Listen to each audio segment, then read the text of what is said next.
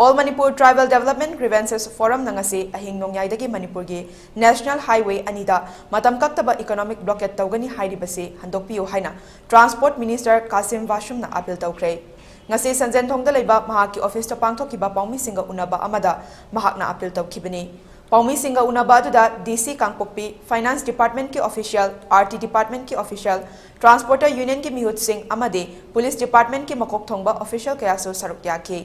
Minister Vashum na makatana phongdokibada Rural Development and Panchayati Raj Department nasu sel manghan kibalaite haiba phongdokpa laikre.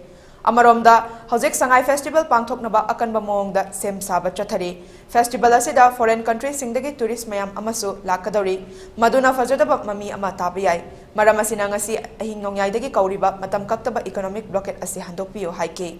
Amaromda MG Naregagi crore chama release taure crore chama ganifu amasu release taunaba Treasury Department ta process chathari. Awatpa crore chamanga amasu financial year asigi manungda release taunaba thaurang taure. Yaningdaba pendaba kaya lairabasu table da wari sanasi ban asi handokpiyo haike.